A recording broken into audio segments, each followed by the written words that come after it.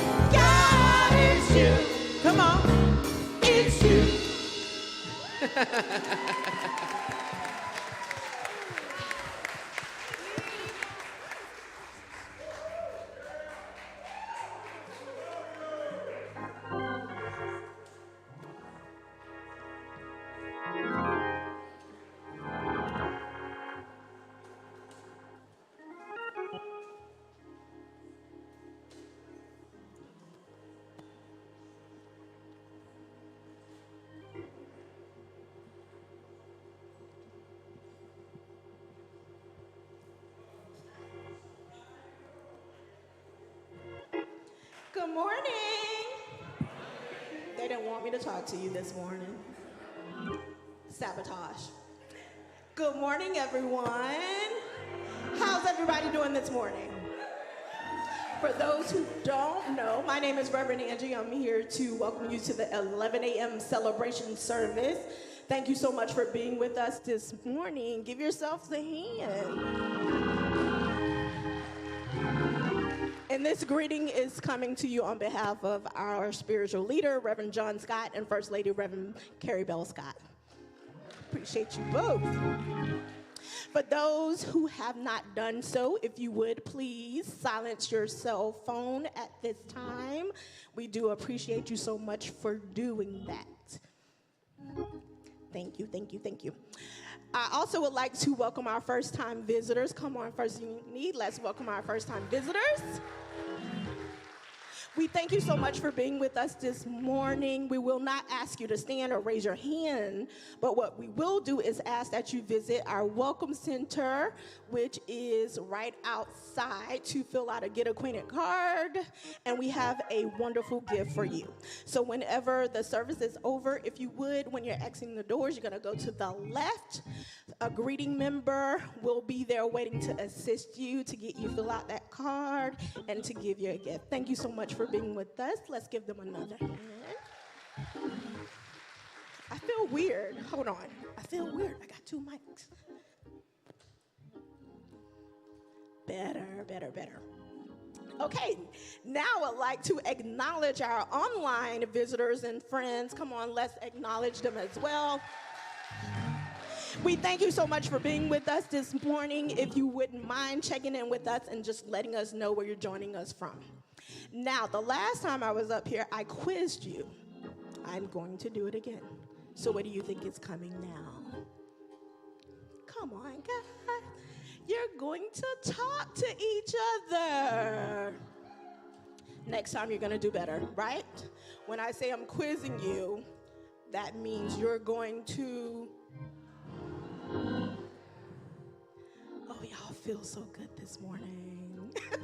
Okay, so let's connect with someone on our row.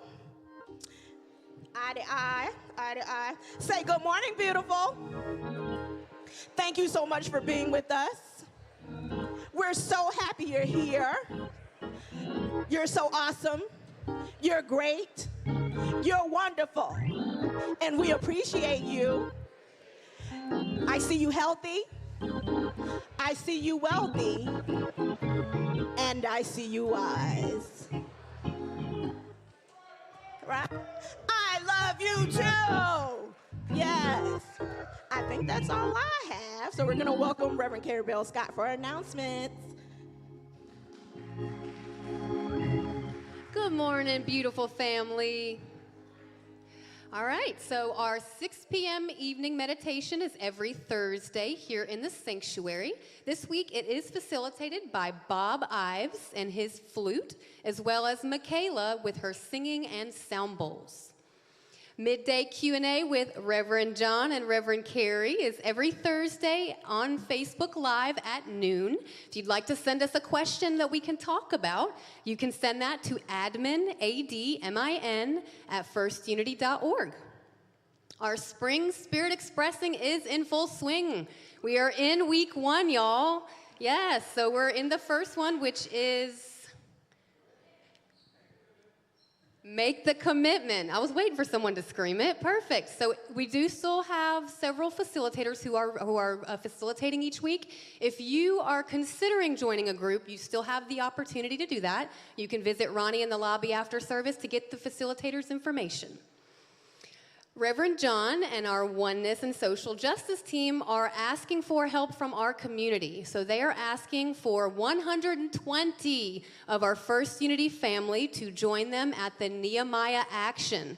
This is put on by the FAST organization. It's going to be on Monday, April 7th at 7 p.m. at First Baptist Church of St. Pete. So this is a really big one, guys. There's going to be a lot of community, local and state officials there, and they're going to be bringing up the issues of clean water and affordable housing. So join us. We need to band together so we can make a difference in our community. Raise your hand if you like comedy shows. You like to laugh? All right. Well, one of our very own, Leslie Smith, is putting on a spiritual comedy show. She is actually a ventriloquist, so she has several of her puppets who sing with her. So that is going to be on Wednesday, April 9th from 5 p.m. to 8 p.m. Included in your ticket is a chocolate tasting and a glass of wine. I like that. So if you'd like to purchase a ticket, you can do so in the lobby. There's a QR code on the flyer, or you can do that at firstunity.org on our calendar. Mari Castle still has a couple slots left of her holotropic breathwork session. This is going to be on April 12th at 9 a.m. It does include lunch. If you are interested in what that actually includes or what that is about, we do have flyers in the lobby, but pre-registration is required. And she actually is going to be in our lobby after service over by her flyer if you have questions for her.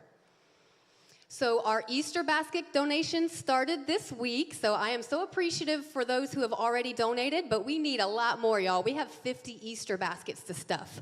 This is for family support services. It's part of our Fostering Hope ministry. We do several outreach programs throughout the year. Our Easter baskets, we do the book bag bash, we do our angel tree. So if you would like to donate, that receptacle's in the lobby, but you can also donate money. Myself and Angie will do the shopping. The last thing I'd like to do is turn your attention to the screen. So, turn your attention to the screen.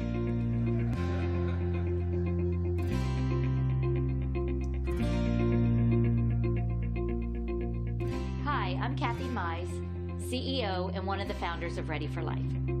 Ready for Life was started 12 years ago when we identified a huge gap in our child welfare system.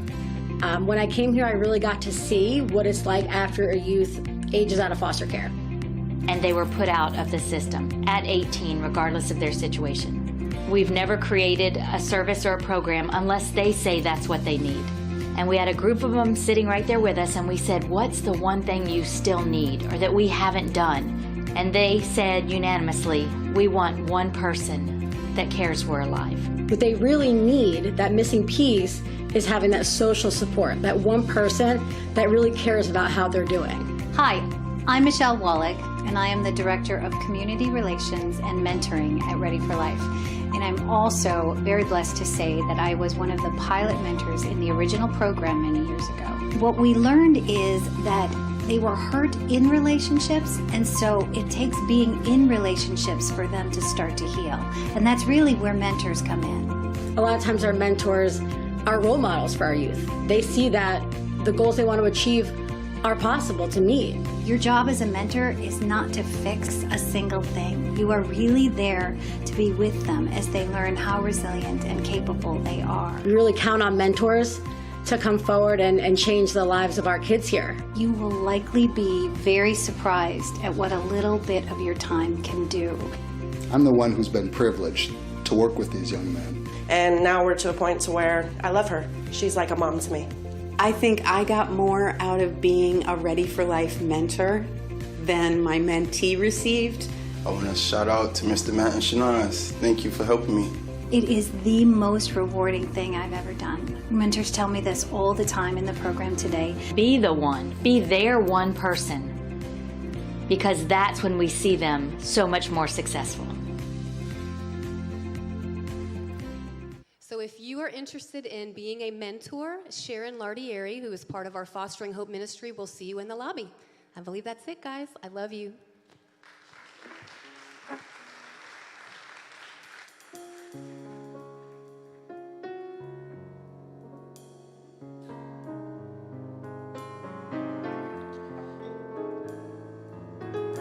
There's so many paths to light, so many teachers.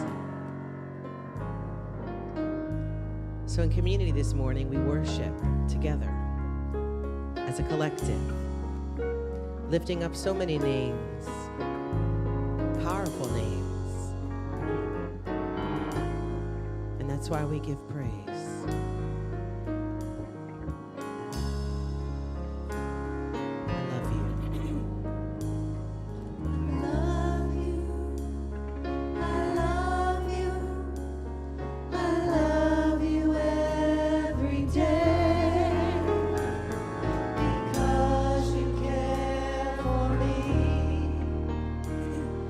Such a special way, that's why I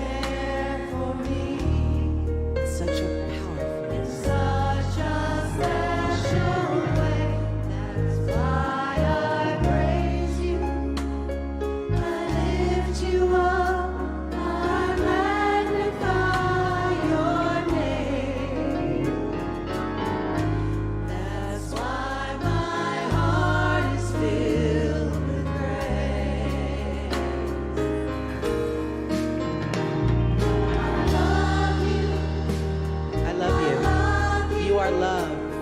I love you every day because you care for me in such a special way. That's why I praise you. I lift you up. I magnify your name. That's why my heart is filled with praise.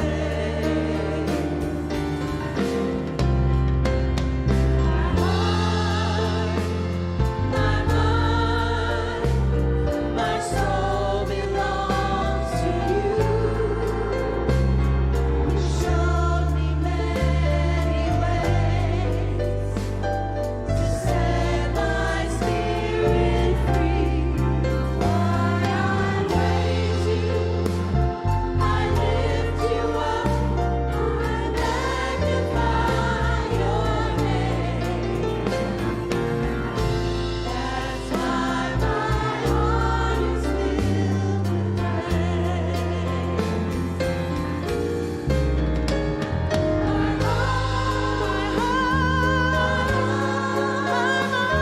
my soul belongs to you. You show me many ways to set my spirit free. That's why I praise you. I lift you up. I magnify your name. That's why my heart is filled with praise.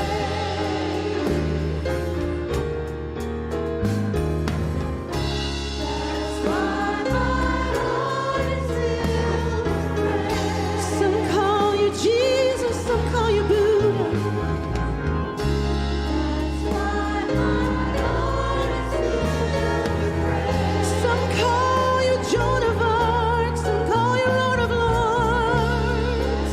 That's why my heart is filled. There are so many names, so many powerful names. Jehovah Shalom. That's why my heart is filled with praise. Adonai, omnipotent, omnipresent one. That's why my heart is filled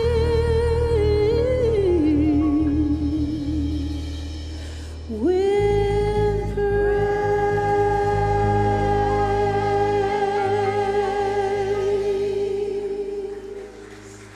Give God some praise. Thank you so much. We're going to get comfortable with ourselves. I love you. No one's told you today, I love you. You're beautiful. You're an expression of God's love incarnation right now in this moment. And right now, we're going to settle ourselves into an awesome meditation.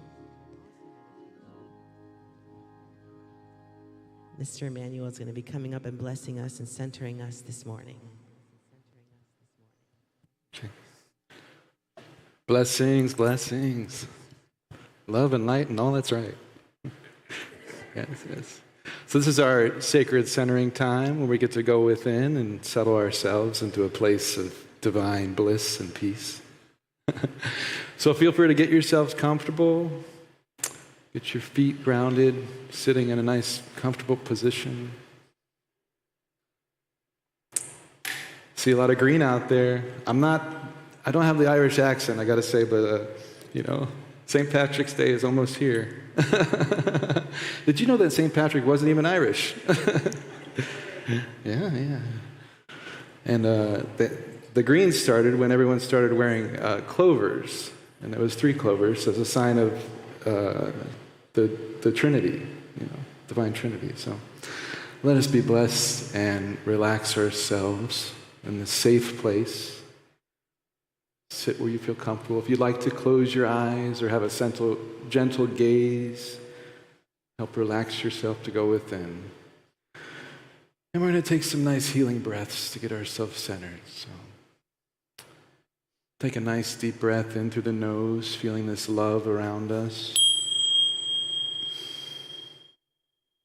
And Blow out, release, let go. Allow yourselves to be centered. Another deep breath in through the nose. And release.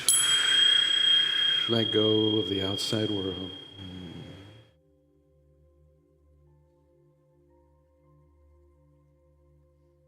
One more deep breath in through the nose, breathing in love, abundance, joy.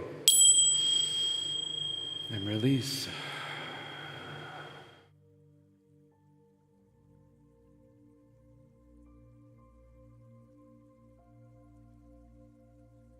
Allow the thoughts to settle.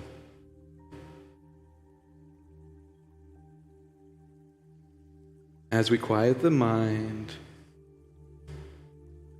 and allow our attention to drop into our heart.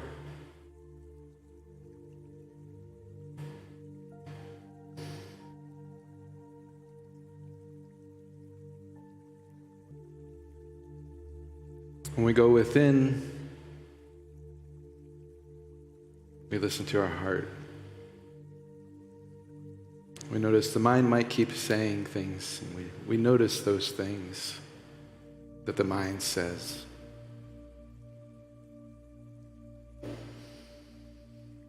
We allow ourselves to fall into our center.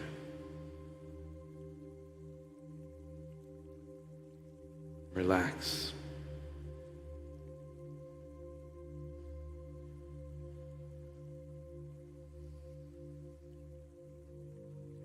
The more we relax, the more we know that deep inner peace.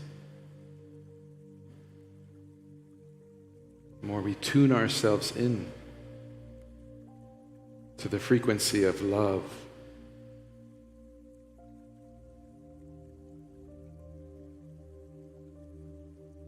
This is our power.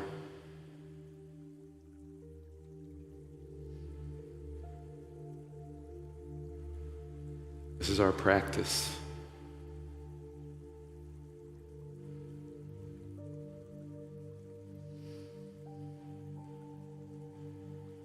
This is how we know thyself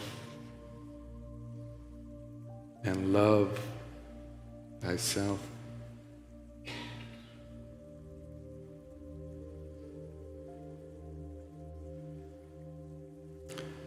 And when we inhale, we are hailing inwardly. So let us breathe in, hail love. Inhale peace.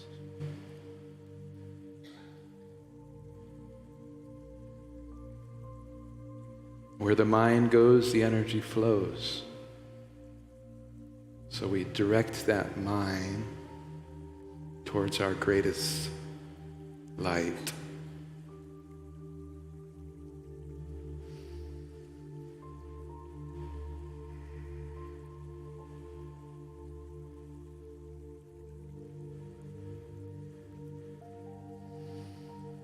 From that heart space, we breathe in expansion.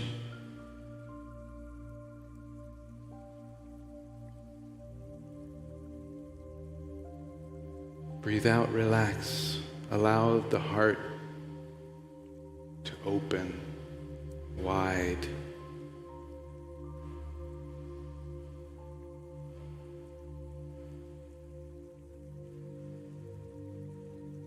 We are divine beings.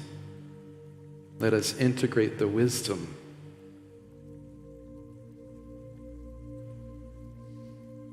The lessons the darkness has shown us.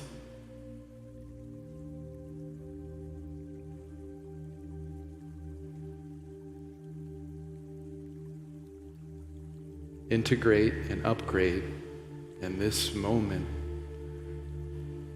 this divine moment of now.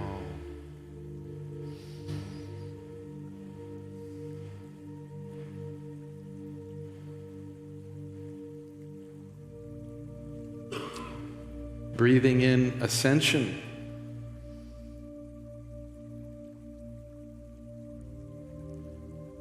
letting go of those threads of destiny that became tangled.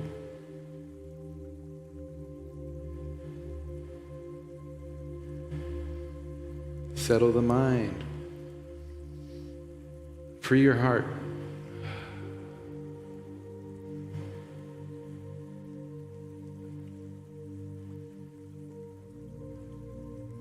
Empower your dreams.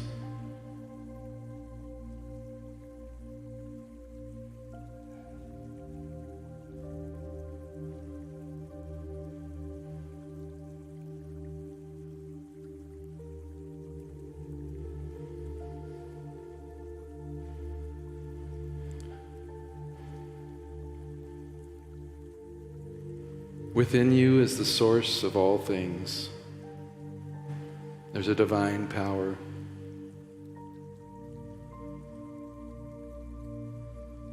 We let go of distractions and disturbances. We tune into that frequency.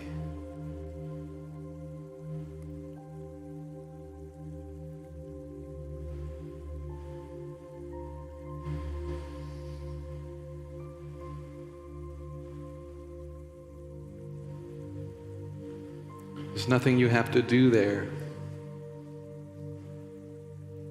Just relax. And receive.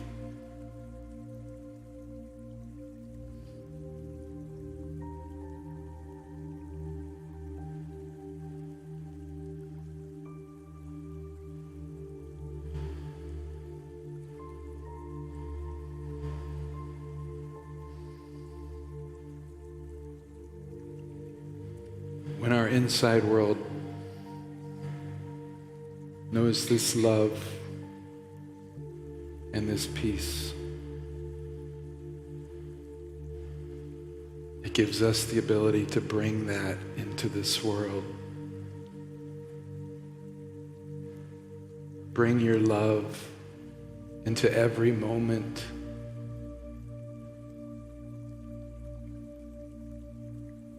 Shine your light.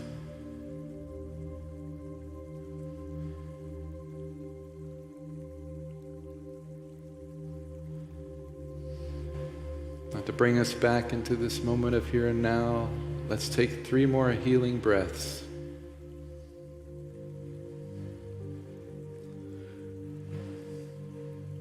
In through the nose. Deep, deep, fill up all this love, all this positive vibrations.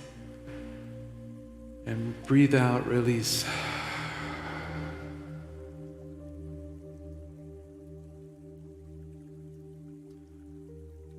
Breathe in another deep breath of love, empowerment, your truth.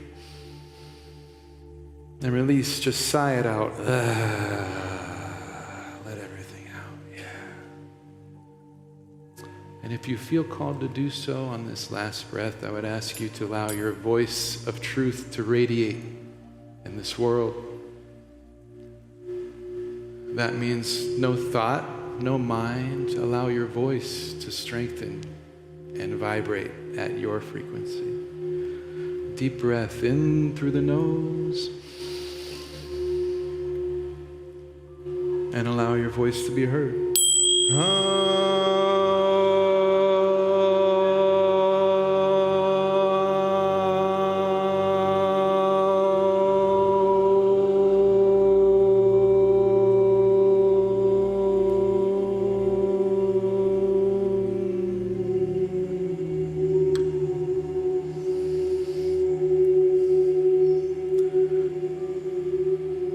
Feel free to wiggle your toes, wiggle your fingers.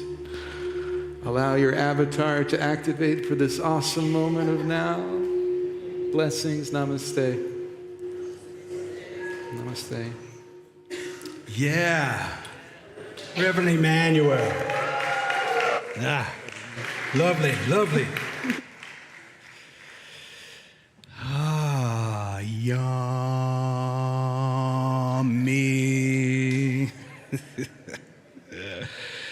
One of my favorite spiritual words, yummy. How are you, family?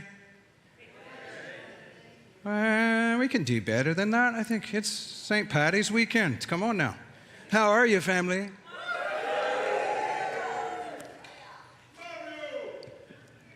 Right back at you. Jeremiah, thank you while you were singing that song. So many times we get caught up in the modalities, we get caught up in the names that we've chosen for God. And Jeremiah, I don't know if everyone could hear what was happening, but Jeremiah was really bringing to the forefront that this being that is the source has been known by many different names. Many different people around the world call it different names. But how many of you are glad that the God of all of the universe is not trapped by the name you call it? Aren't you glad?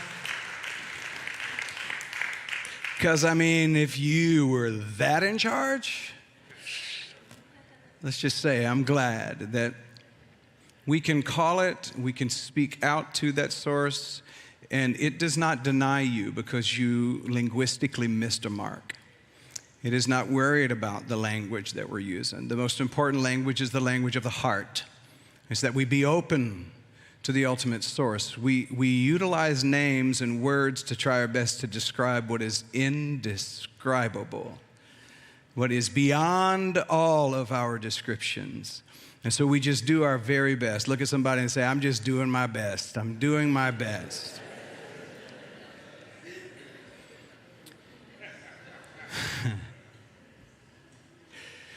We're in this Keys to the Kingdom series, and the focus really this week is making the commitment.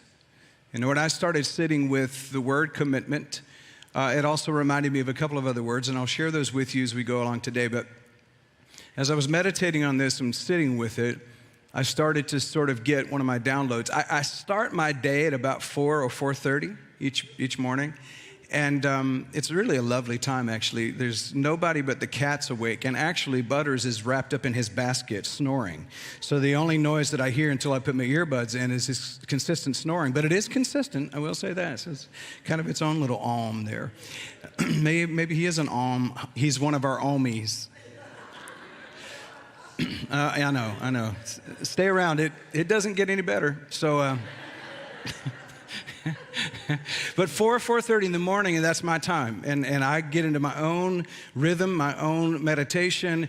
And after I come out of a quiet time and sitting in meditation and affirmation, I just really allow myself to just be open. And so until about 6 o'clock, from 4 or 4:30 till about 6 o'clock in the morning, that's when I start to prepare and get everything ready for the meditation that I join you all on at Tuesday, Wednesday, Thursday at least at 6:30 online. And this last week, this is what really just happened in my soul. And it was like I was visited. I had a visitation. And I've always said to you, if I start to get a little woo-woo, well, I warned you. So a fair warning, little woo-woo here, that I felt a visitation of a beautiful presence. It kind of reminded me of the scripture in the Bible that says we are surrounded by a great cloud of witnesses. They are witnessing to, every time we're receptive to that same source, they're witnessing that, and they are basically the choir that sings it. They want to uphold you in that moment, and I felt very much upheld, and this is what came forward. And actually in my notes, this is supposed to come toward the end, but as I was sitting over there, something in me said, switch it. I want to switch it up. And I was like, thanks for not changing the entire sermon. I appreciate that. It's just part. It just said, don't mess with me. No, I'm joking. I'm kidding. Oh, boy. This is getting gooder. All right. So this was the line that I heard. I heard it very vibrantly, and it was, everything I need supplied. Now, I had been working with that while I'm looking at Keys to the Kingdom, so it could have just as easily been my own mind talking to me. I know yours may not talk to you as much as mine does, but mine talks incessantly. It is always trying to get across some kind of a message to me, especially in regards to information I receive. It really wants me to process it in a particular way. But I've become aware of that, and that's the magic. It's really the magic of meditation. So this opening line was, everything I need supplied. And then it said, you, and I'm talking to you, already are everything Now, my mind did not want to receive that because it automatically started telling me what I wasn't.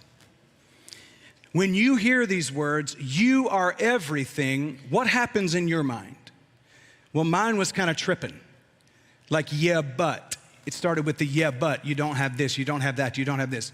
And it went on to say, the universe isn't something outside of you, it is you. Now, see, I normally say the universe is not outside of you, it is in you. These words were specific. It says it is you. And then it went on to share with me, when you stop trying to get what you want and you realize you already are what you want, the universe itself cannot help but reflect that very same thing back to you. And then it went on to share, the universe is like a mirror. If you smile at it, it will smile at you. If you frown at it, it will frown at you.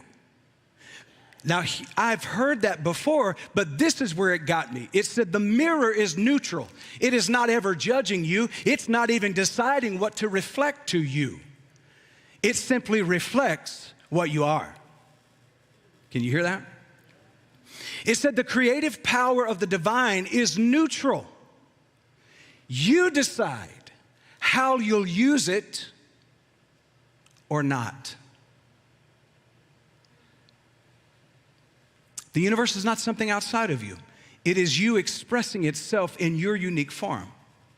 So be what you want. Instead of saying, someday I'll be happy, someday I'll be wealthy, someday I'll be healthy, someday I'll be successful, someday I'll be prosperous. Say, I am that right now, because everything that the universe is within me, and it is me. So I make that direct declaration right now. I'm going to ask you to join me if you feel so courageous and brave. I am healthy. I am wealthy. I am prosperous. I am happy. I am joy. I am success. I am all aspects of well-being. Now, does that feel good to say that? Well, some would say, well, yeah, I mean, it feels good, but we don't need to be here for a pep talk. Tell us how. One of the hows is practicing that on a regular basis. In fact, every time your mind tells you the opposite, start cueing yourself through self-hypnosis to literally contradict what the mind says, because the mind is always going to keep you in limitation, because the mind is scared of anything else. It needs you, come on y'all, it needs you to be in a habit. Because if you break the habit of the mind, it no longer has power.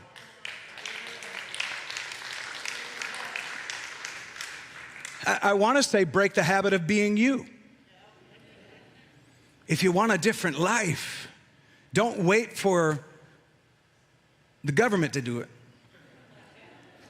You say, well, in some ways they feel like they're giving me a different life right now. But if you really want things to change, stop putting your trust in a candidate or a campaign or a king or a queen or a preacher or a priest or a shaman or anyone else. Begin to really stir up that gift that's within you. And here it is, folks. I love this. This juices me like crazy, and I don't know if if it doesn't do anything for you, it does it for me. This is better than a cold Guinness.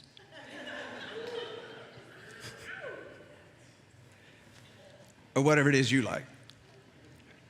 The same energy that runs through the stars in the sky runs through you. The same intelligence that orchestrates the seasons is in you. Can you hear that? The same divine mind that makes the sun light up is in you right now. And see, what I'm talking about today is if we will make a habit out of this, you will create a habitat that's fully aware of this every single day of your life. You are not a lowly sinner. You are not just a human being. You are not just a this or a that. You are the divine principle, source, presence in human form right here, right now, waiting for you to recognize it. Now, some would say, you say this to us every week. I know it takes us hundreds of times to actually start living it. Because we go back out into the world and the world tells you everything you're not. You go back to your family members who are religious and they tell you you need to get saved. You need to stop being a part of that cult. Or whatever it is they say to you. But you need nothing. Say that, I need nothing. Everything I have. Everything I have. Everything I need is already within me right now. So, check this out. I like this. This is yummy. You are not just a drop in the vast ocean. You are the vast ocean in a drop known as you. See, when we say you're just a drop in the ocean, you look at the ocean and you go, well, boy. But when I say the vast ocean, you are the vast ocean in a drop known as you. It is waiting for you to ignite it. See, the potentiality that's in you is like the potential in dynamite. If you don't light the fuse, nothing happens. It's just a stick. This is why the Genesis account says that God created humankind out of the dust of the ground. But until God breathed life, it didn't become a living soul. See, some of y'all need to realize your example, the only reason we have these things in writing is because it's calling us to do the very same thing. As St. Paul said, to be imitators of your father or your source or your mother as dear children. Somebody say this with a little bit of swag. I think I'm just going to imitate God. Einstein said at the end of his life, he said, all I want to know is how to think like God thinks. Quite possibly, arguably, one of the most amazing minds that we have known in recent history, Einstein. And he said after he boiled it all down, quantum physics discovered, he gave to us a different way to measure life force. After all of that, he said, all I want to know is how to think like God thinks. You know why God can't lie? Because if God says it, it is. I mean, I'm just saying, if God found something hard and he said soft, it would be automatically, so he can't lie. Because some folks could say, that was a lie, because, wait a minute, that's soft now. Y'all hear what I'm saying? This is the force that dwells within you. So you're not just a drop in the vast ocean. You are the vast ocean in a drop. The universe lacks nothing, and neither do you. Say that. The universe lacks nothing. Neither do I. Come on, one more time. Pat yourself on the heart. Wake that heart chakra up. The universe lacks nothing. Neither do I. Now, this brings me to commitment, making a decision. If you believe that, and it's more than just mental assent, like you actually want to achieve the active outpicturing of what I've just talked about, the question is, how committed are you to it? Will you decide to literally exercise the source being your provision in everyday life? Do you actually believe that God is your source? Do you believe that? Or do you believe that it's Walmart? Or do you believe that it's Amazon? Or do you believe that it's wherever you work? Because sometimes we mistake those places where we exchange our time for money for our source. That is not your source. That's an invention of humanity through which to move the circulation of money to you. That is just one way. Look at somebody and tell them, I'm getting rich because there's more than one way for me to get it. Now some folks would say, that's crazy, but let me tell you something. You know what's crazy? Believing that poverty is natural. You know what's crazy? Continuing to believe that we just have to work our entire life till we hopefully build up a little bit of a nest egg so that we can get comfortable to take one good trip. That's crazy. It is insane for us to use our minds and our bodies every single day to make the 1% more and more wealthy while the other 99% get less and less. That's insane. And see, we keep waiting for government officials who are benefiting from this to fix it for us. Oh, I just said a mouthful. I'm gonna talk to y'all over here. I said, we keep waiting for governmental officials that benefit from us believing in this limitation. We keep waiting for them to change it. We're doing what John Mayer said, I'm waiting on the world to change. Well, I'm not waiting on the world to change. I've decided to change the world. We're not here to save the world. We're here to change the world.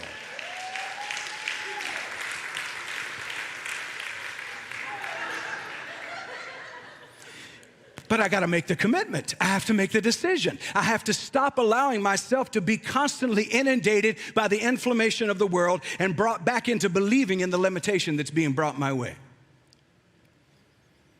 What we're experiencing right now is the symptom of our disease.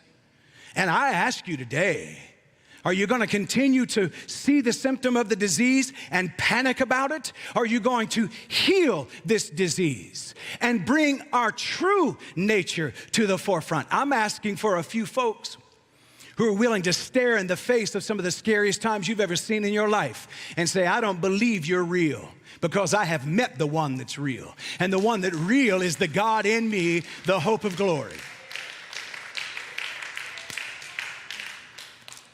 Okay, then. That leads me to the master key. Somebody say master key.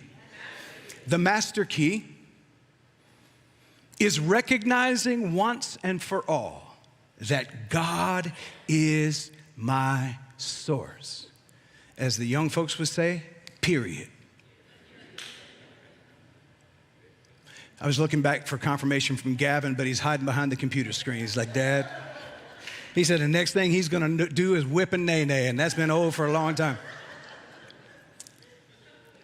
I'm saying the master key is to absolutely once and for all deliberately practice every day of my life as if I know within every fiber of my being that God is my source. I don't put my trust in the economy of this world. I have entrusted and invested my energy in the economy of heaven, and it's never gone bankrupt, and it never will. So I looked up the word commitment, and you know what it means? Deliberate and intentional choice to stick to something. See, here's where we derail ourselves a lot of times. We don't see it switch overnight, and we stop. Because we want to microwave everything. How many remember those crock pot meals your mom used to cook? We drove 40 miles one way to a church my dad pastored. Okay, all right, anyway. 40 miles one way. My mom would put that food in the crock pot, the slow cooker, they called it. She'd put that in the crock pot, and by the time we got back home from church, because y'all think I go long here. Y'all ain't never been to the Church of God of Sparta, Georgia. And it was not the Church of God. That's too proper. It's Church of God. Church of God. Church of God. Get it right. Church of God. And we would drive back. By the time we got back in the afternoon, before we walked in the house, we could smell the fragrance of that crock pot cooking. Anybody know what I'm talking about? But most of us are not willing to wait around on that fragrance. We're not willing to plant the seed and then let the harvest come. Most of us, if it doesn't happen right now in this very moment, if I don't see the manifestation of what I've planted, I just stop. But commitment is deliberate and intentional choice to stick to something. In other words, that means I'm going to be faithful. That means I'm choosing to build a pattern. I'm choosing a sense of loyalty, a sense of responsibility rather than reactivity. See, reactivity is to stop when you don't see it immediately. Responsibility is to stay with it because you are actually drawing a blueprint for the life that you want. And it takes a little time sometimes for the art to come together, one stroke at a time. So I'm asking for commitment. In a world that's on demand, I'm asking for commitment. But more than that, I'm suggesting that you commit to believing that the universe is you, the power of God is you, and start to utilize it to create the world that you want. Here's the thing, you are the gift. Stop waiting for a gift to arrive. You are the gift. Look at your neighbor and say, neighbor, you are the gift. Let me explain. The world was not given to you. You were given to the world. Can you hear me? The world was not given to you. You were given to the world. You were sent here to be on purpose and on time for this world. Therefore, that means you are a giver of life. Pat yourself on the chest and say, I'm a giver of life.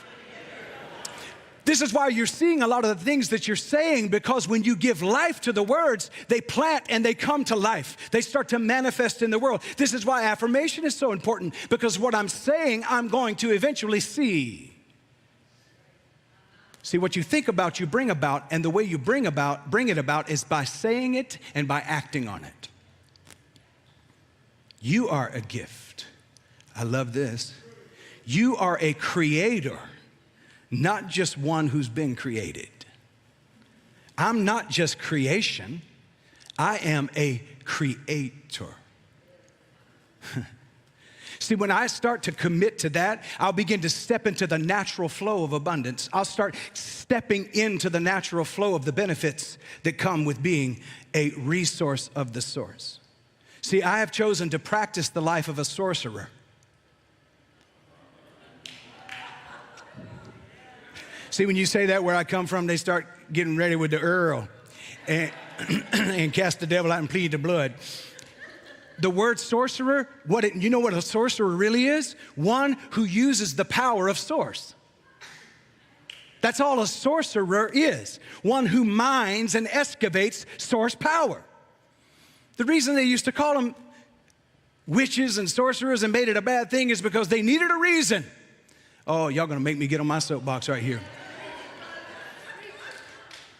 You think this has just been going on in the United States for the last few years, just since you've been in the United States?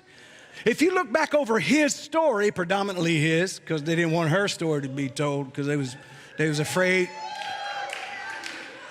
there might be a conception they couldn't deal with. The reason they called them witches and warlocks and sorcerers, especially those who were bringing healing, because there's no money in healing. There's money in keeping you just this side of death.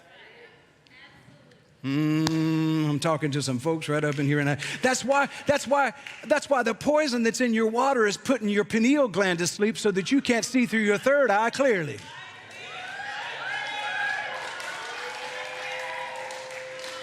That's why your food is so pumped full of steroids and antibiotics so that it can keep you subtly sick. All right, gone to meddling now. You are the gift. And see, this awareness, this conscious awareness, folks, side note, what is happening right now in this planet is a great awakening like none of us have ever seen in our lifetime.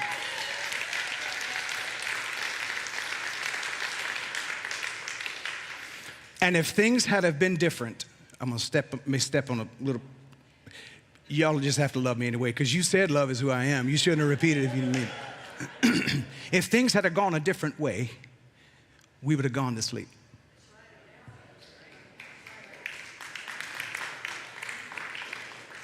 Oh, you'd have felt comfortable, but we would have gone to sleep. You see, now is the appointed time to shift the consciousness of this planet. Now is the time to stare into the face of the systems that have been built to keep you held down and say, I will no longer live under that oppression and that depression. I won't do it. Back to the subject, John. All right. Did I say that aloud? This voice is in my head, I don't know. So you are the gift, and you're the one who brings meaning and purpose to your life. I heard this all my life, Iman. Every time I went through a struggle, somebody would get in my face and say, don't cry, God's got a better plan. Just trust that God's gonna fix it. Anybody else How many of us have done that to folks too? Because we don't want to sit with you while you're struggling. We just want to kind of get you out of the way. So we tell you, God's got a better plan. Just keep on praying, baby. Keep on praying. I got somewhere to go. That is bypassing. God didn't draw a blueprint for your life. I don't believe that God drew a blueprint for your life. I believe God gave you the power yourself to take that neutral power of the universe and draw your own blueprint. The reason the page is blank is because you're waiting for somebody else to write the story. You're waiting for God to do it. God has already done what God's gonna do. Now you take the power that you've been given, you create the life that you want because you bring meaning and you bring purpose to life. I have people all of the time ask me, what is the meaning of life? And I say, nothing. And their chin starts quivering, they're like, excuse me? I need more medication after talking to you. I said, no, hold on a second. I'm saying, what a beautiful thing. Life is waiting for you to give meaning to it. It's waiting for you to take that power and give meaning to it. You are the gift. You are the one who brings purpose to this life. You're the one who brings meaning to this life.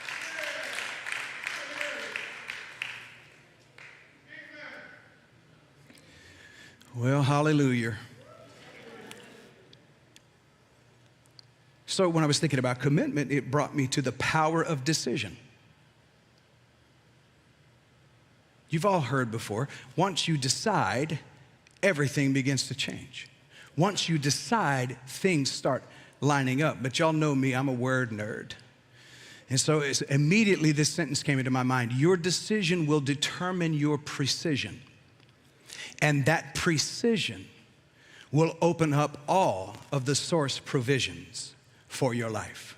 Precision is the quality or the condition or the fact of being exact and being accurate. So when we're talking about commitment, we're saying we need to accurately determine the life that we want to live. Make a commitment to tithe your time, your talent, and your treasure because you know that God is your source. And literally all you're doing is taking the energy that is in your talent, your treasure, and your time, and you're giving it back into the universe and keeping it in circulation. When you do that, you cause it to come back to you, pressed down, shaken together, and running over. Why does it multiply? Because it was all meant to circulate. But if you don't release it into circulation, you don't give it a chance to go and invest in all of the places it was supposed to go so that it could grow and come back to you 100-fold. If you want to multiply your life, go ahead and begin to make that decision today. The source is my supply, is my provision. The power of decision. Malachi, a prophet in Israel, said he had a conversation with God. And following that conversation with God, he felt the need to give. Now, we've all associated the word tithe with money, but we're putting a little twist on it during this season. How many of you ever been triggered by the word tithe? If you've heard the word tithe, if you haven't heard the word tithe, you might feel like lucky you. But in the churches that we grew up in, the tithe was preached all of the time. But this is how they preached it. When it came time for the offering, they'd say, it's time for you to tithe. That means if you made $100 this week, you're supposed to give $10 to the church.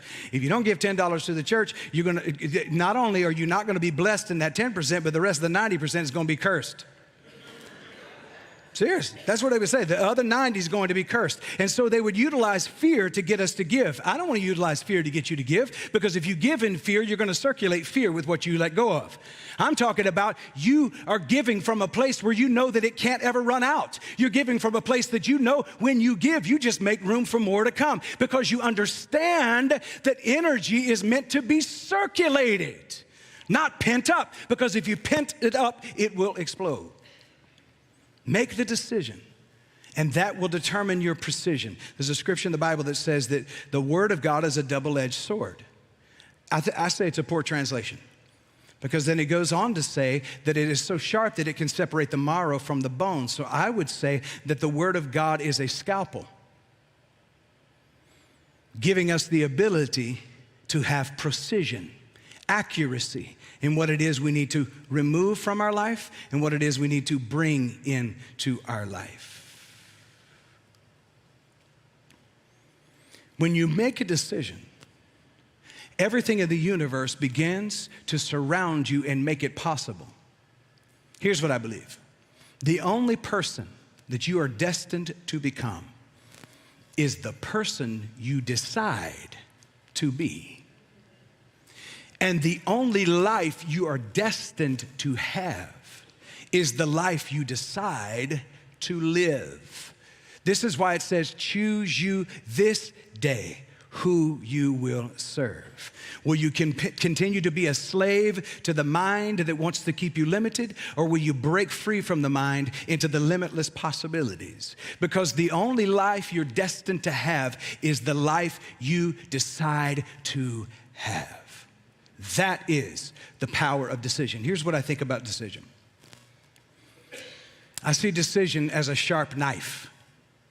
And that decision's sharp knife slices through uncertainty. It slices through clarity.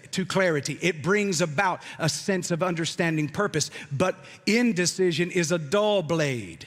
It struggles to cut. It creates chaos, and it leaves behind a mess and a lot of unresolved consequences. So when you don't make decision, you're chopping it up. But when you make decisions, your precision comes into view, and then you're able to absolutely determine accurate steps forward, a lamp unto your feet and a light unto your pathway. Embrace the power of decisive action. It's the kingdom and queendom key for forging forward. Then, real quick, I'll move through this. Abundance is my nature. We say it every week here, but how many of us believe that that abundance is natural? In other words, if somebody walked up to you today and they handed you $100,000, would you be surprised? Seriously, would you be surprised? Why? Abundance is natural. Are you surprised when you receive a breath that there's air? Come on, I'm talking to somebody now. Why are we surprised when we feel good?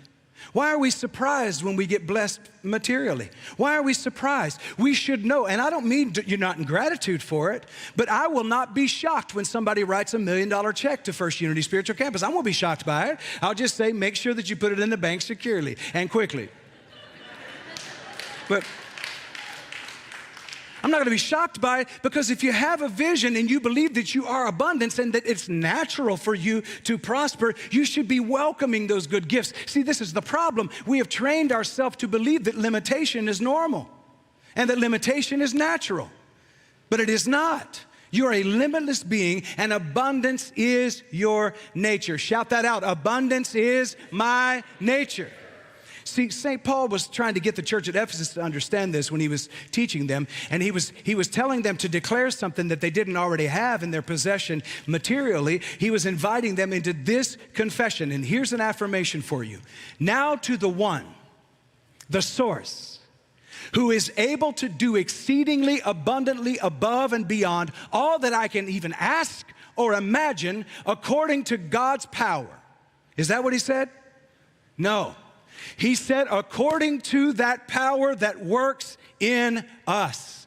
He made it personal. He said, to the one, the kingdom of God that is within you, to the one who is able to do exceedingly, abundantly, above all that you can ask or think, according to the power that is working in me.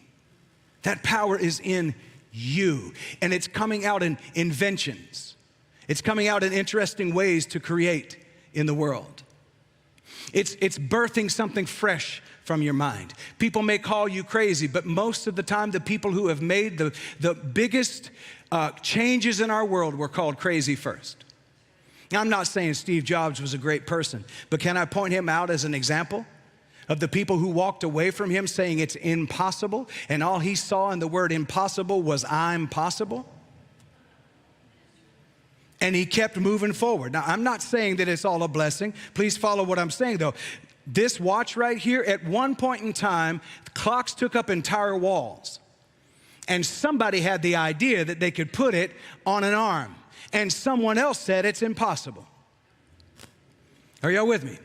See, allow yourself to embrace the abundance that is natural to you, and these ideas will come. The inventions will come. I'm in the room right now with some people who are in the process of inventing something that's going to change the rest of this world. I'm also in the room with some people who have already done it, but you got disappointed because people turned you away and said it will never work, but you know it will work. And I'm telling you, go out this week and the next week and tithe some of your time to put that in motion in spite of what someone else tells you. Decide that abundance is your nature. Now, I'm moving along because it's late. Somebody say, thank you, Jesus. Everything I need is already within me. The universe lacks nothing, and neither do I. Now, let's talk about this word tithe. Because the word is from the Old English that it's actually the English word teogotha. Teogotha, and it meant tenth, a tenth. And one of the reasons that it was brought up, especially all the way back in Malachi, because see, the Bible was translated into English, but it was not originally written in English. And that word in Malachi, where it talks about a tenth or the tithe, bring all the tithe into the storehouse so that there may be food in the Father's house, all of the scriptures that we heard growing up.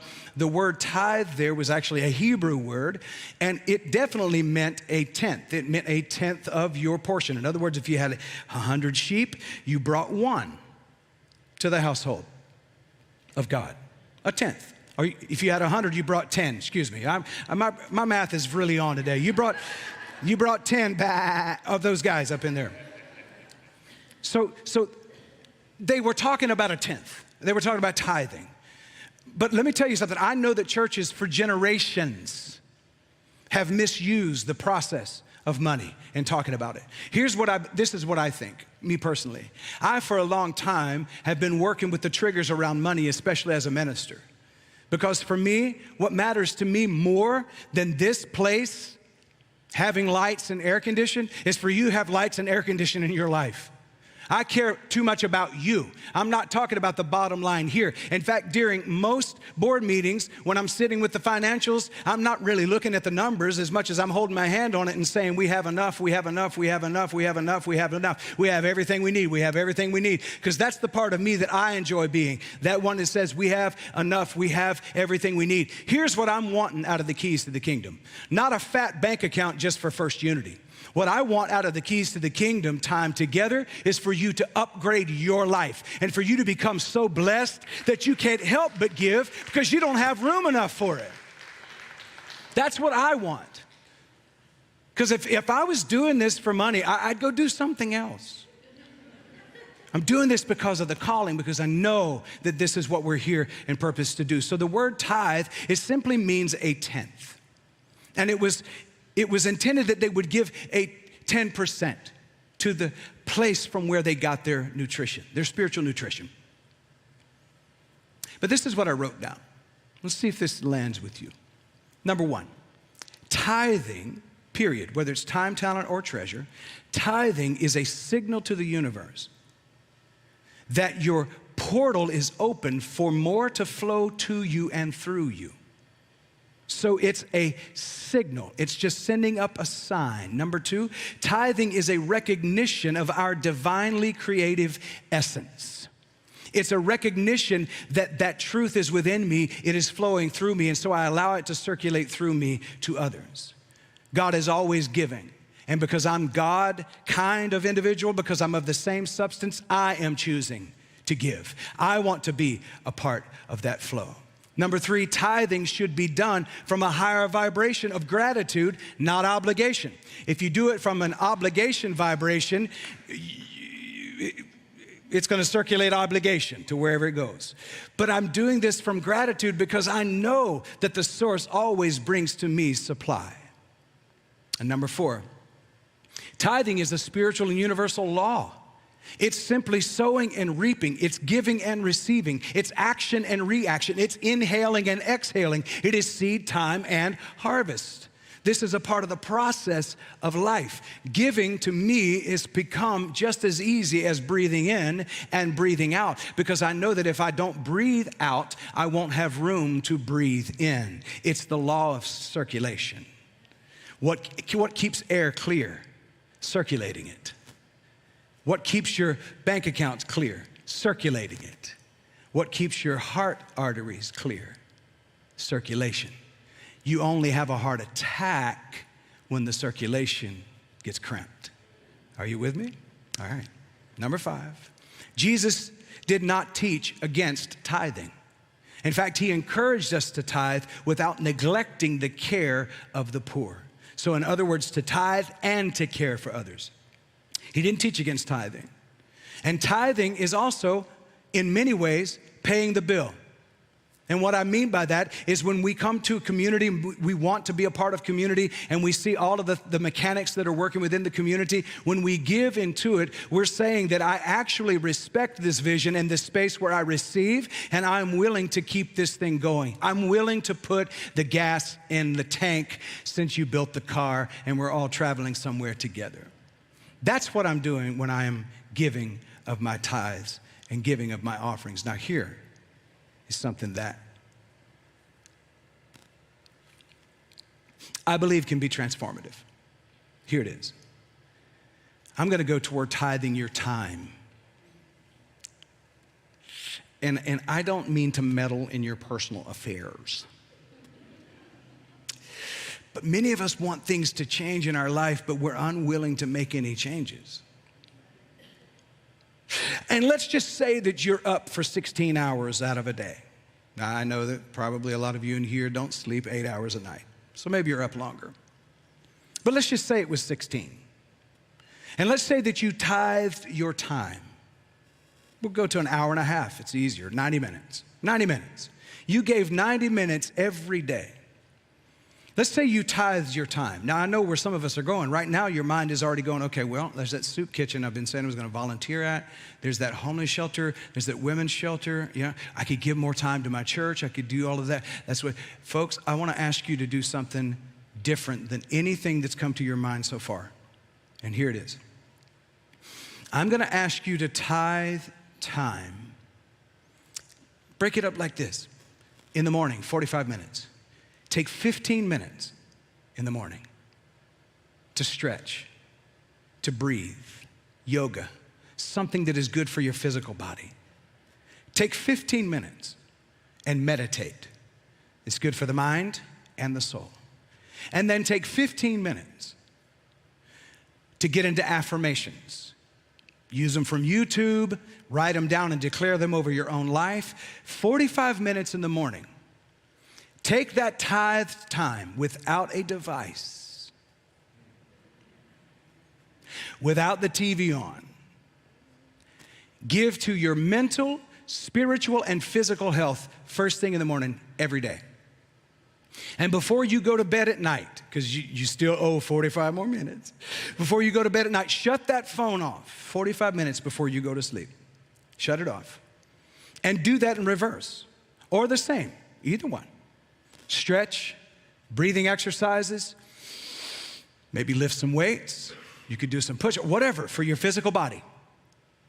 And then get into affirmations. Affirm what it is you want to think about as you sleep. Instead of going back through your day and thinking about the things that didn't work well for you, the things you didn't like, affirm what it is you do like. And in that final 15 minutes, right before you go off to bed, meditation. Instead of thinking of tithing your time to someone else or something else, how about you give back to yourself something for once?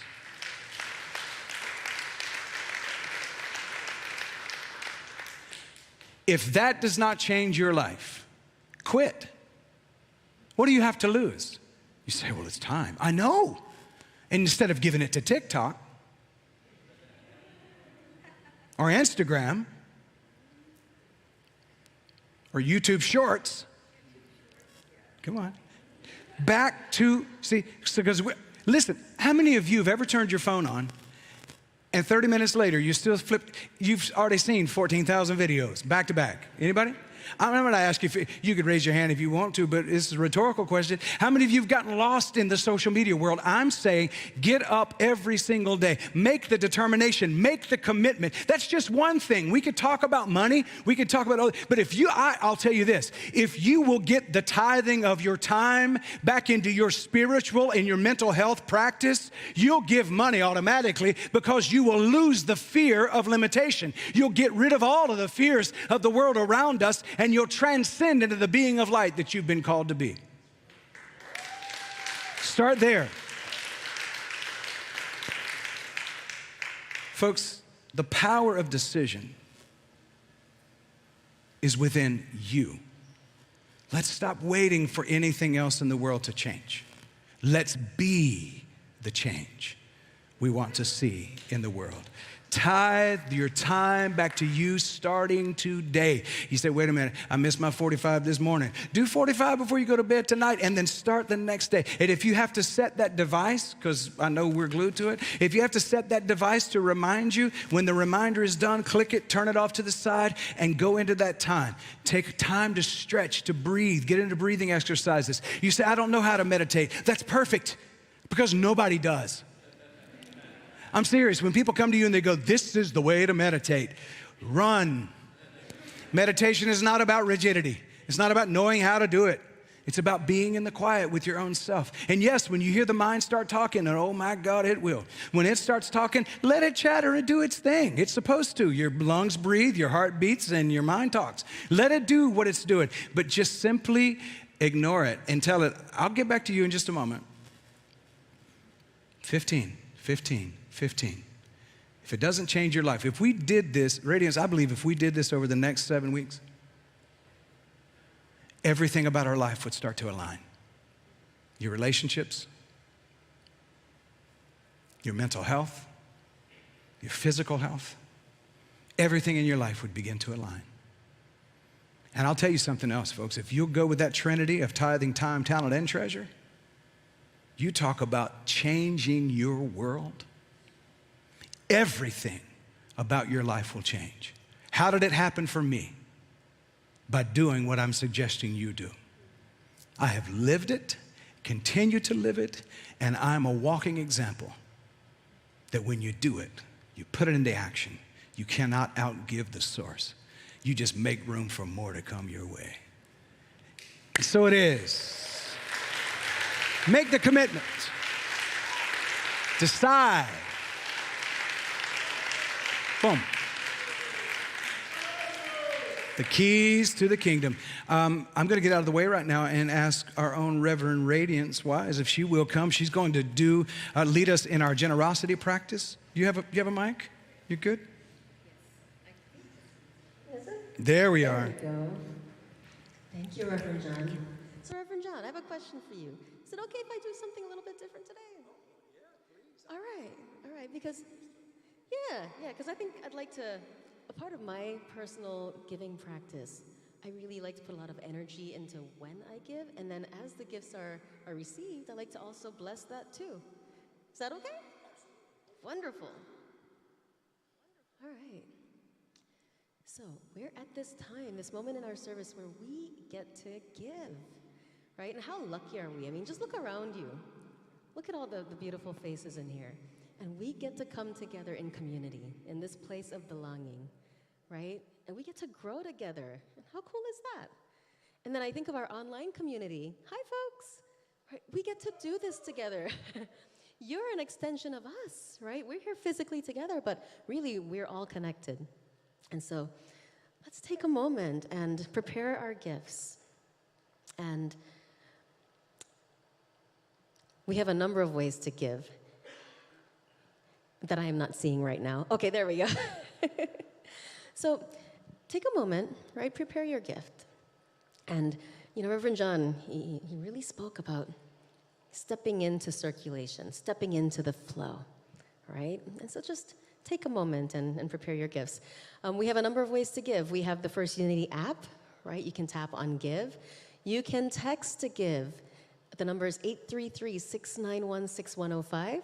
If you go to firstunity.org/give, you can give, right? And also, you can mail, right? At First Unity Spiritual Campus, 460 46th Avenue. That's not right. That's an error. The mail?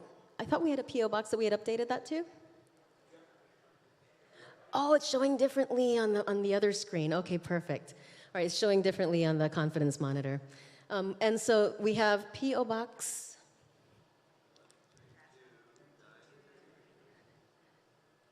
13293, St. Petersburg, Florida, 33733. And we'll get that corrected on the other slide. And then also within Cash App, right? So, $ First Unity Spiritual Campus, SC.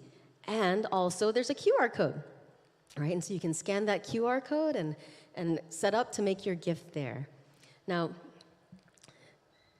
our online community, right? You also get to support this ministry.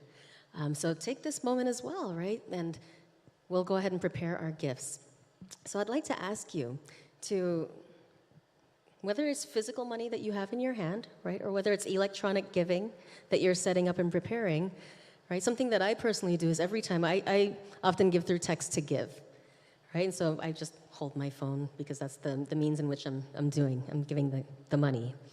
But if you just take a moment and hold that gift, whether in mind, right, or in your hand, and let's just feel. Let's feel the energy, right? And you may feel some energy there. Money, it's really just a form of God in action, right? God, the omnipresent, omniscient, ever-present, everywhere, and also in money. And so we see this gift that we are preparing, and put some love into it. I ask that you put a little love into it, put a little energy into it. And then take a moment, and as we see this gift, see it growing, see it multiplying, see a flow in it, see it moving forward into the world, having that impact.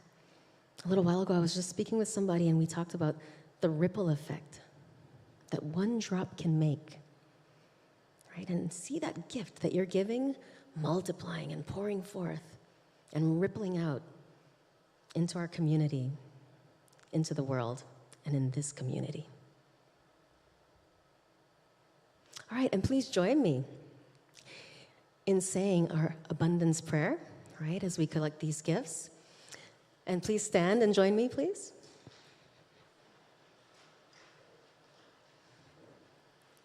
If you're able. All right, the abundance of God is my infinite source.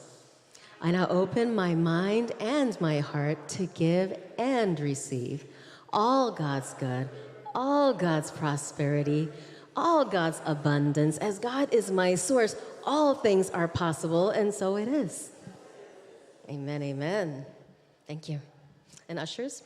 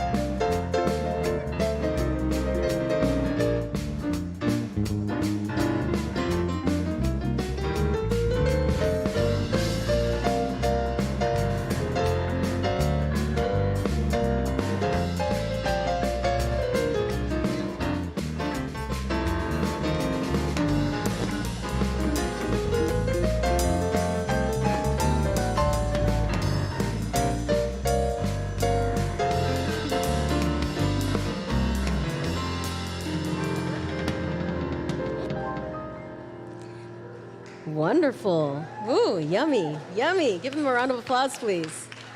All right. And as promised, one moment, I wanted to take just 1 second before our closing song to bless those gifts received. And if you can please join us and stand just one moment. And this is going to be a participatory prayer, right? And all you need to know, your role is going to say, you're going to say the word blessed. So say blessed with me.